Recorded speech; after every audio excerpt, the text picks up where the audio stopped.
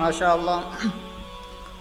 ಸನ್ಮಾನ್ಯ ಸಭೆ ಅಧ್ಯಕ್ಷರೇ, ಮುಖ್ಯ ಅತಿಥಿಗಳೇ, ಗುರುಗಳೇ, ವಿದ್ಯಾರ್ಥಿಗಳೇ ಮತ್ತು ಎಲ್ಲ ನಮ್ಮೆಲ್ಲರಿಗೂ 25ನೇ ರಜತ್ ಮಹೋತ್ಸವದ ಶುಭಾಶಯಗಳು. ಕರ್ನಾಟಕದಲ್ಲಿದ್ದು ನಾವು ಕನ್ನಡವನ್ನು ಅತ್ಯಂತ ಪ್ರೀತಿಯಿಂದ ಮಾತನಾಡುತ್ತೇವೆ ಮತ್ತು ಈ ಒಂದು ಶುಭ ಸಮಾರಂಭದಲ್ಲಿ ನಮ್ಮ ಶಾಲೆಯ ವತಿಯಿಂದ ನಮ್ಮ ವಿದ್ಯಾರ್ಥಿಗಳು ಕನ್ನಡದಲ್ಲಿ ಭಾಷಣವನ್ನು ಮಾಡುತ್ತಾರೆ, ಇನ್ನು ಬೇರೆ ಕಾರ್ಯಕ್ರಮ ಪ್ರಸ್ತಾಪಿಸುತ್ತಾರೆ.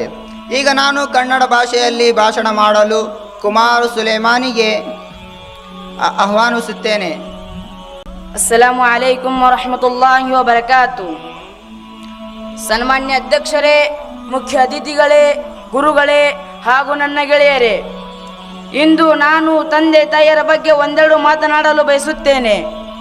ಈಗಿನ ವಾತಾವರಣದಲ್ಲಿ ತಂದೆ ತಾಯಿಯರ ಜೊತೆ ಹೇಗೆ ವರ್ತನೆ ನೀಡುತ್ತದೆ ಒಂದು ಘಟನೆ ನಿಮ್ಮ ಮುಂದೆ ಇಡಲು ಬಂದಿದ್ದೇನೆ.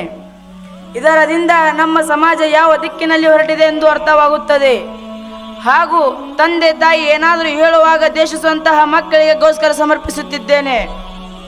ಒಬ್ಬ ವ್ಯಕ್ತಿ ವೃದ್ಧಾಶ್ರಮದ ಬಾಗಿಲನ್ನು ಮೆಲ್ಲನೆ ತೆರೆದು ಒಳಗೆ ಹೋಗಿ ಆತ ಕೇಳಿದನು, ನನ್ನ ತಂದೆ ತಾಯಿಯನ್ನು ಸ್ವಲ್ಪ ತೋರಿಸುವಿರಾ? ಆಗ ಅಲ್ಲಿರುವ ವ್ಯಕ್ತಿ ಹೇಳಿದನು, ನೀವು ಯಾರು? ನಿಮ್ಮ ತಂದೆ ತಾಯಿ ಎಂದು ಒಳಗಿನಿಂದ ಕೇಳಿದ ಪ್ರಶ್ನೆಗೆ ತಲೆ ತಗ್ಗಿಸಿಕೊಂಡು ಉತ್ತರಿಸಿದನು, ನಾನು ಅವತ್ತು ಅವರಿಬ್ಬರನ್ನು ಇಲ್ಲೇ ಬಿಟ್ಟು ಹೋದದ್ದು. ಒಂದು ಫೋಟೋ ತೋರಿಸುತ್ತಾ? ಆತ ಕೇಳಿದನು, ನಿಮ್ಮ ತಂದೆ ತಾಯಿಯನ್ನೇ ಸರಿಯಾಗಿ ನೋಡಿ ಎಂದರು.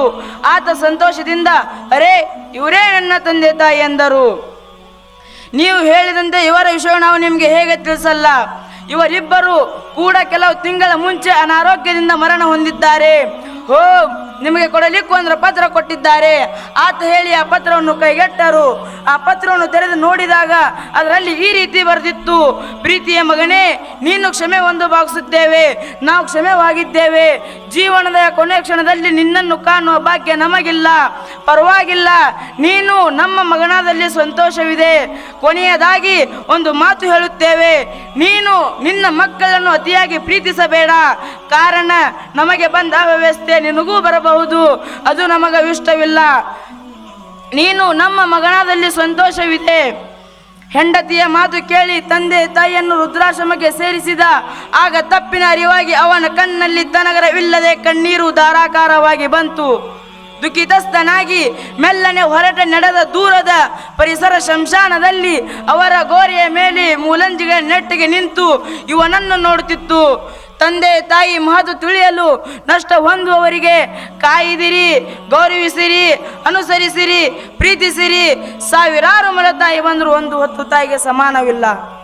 ಸಾವಿರಾರು ಪೋಷಕರಿಂದ ಒಬ್ಬ ವ್ಯಾತ್ಸಲ್ಯಕ್ಕೆ ಸಮಾನವಿಲ್ಲ. ಆದ್ದರಿಂದ ಮಮತೆಯ ಮಮಕಾರ ತೋರಿಸಿರಿ.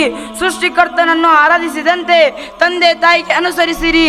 ತಂದೆ ತಾಯಿಗೆ ಮಾಡಿದ ನೋವನ್ನು ಅವರು ಕ್ಷಮಿಸಿದರು, ಸೃಷ್ಟಿಕರ್ತನನ್ನು ಕ್ಷಮಿಸಲ್ಲ ಎಂದು ಮರೆಯದಿರಿ. ಇಷ್ಟು ಹೇಳಿ ನನ್ನ ಚಿಕ್ಕ ಅನಿಸಿಕೆ ವಿಚಾರವನ್ನು ಮುಗಿಸುತ್ತೇನೆ. ವಾಖಿರು ದಾವಾನಾ ಅನಿಲ್ ಹಮ್ದುಲಿಲ್ಲಾಹಿ ರಬ್ಬಿಲ್ ಆಲಮೀನ್.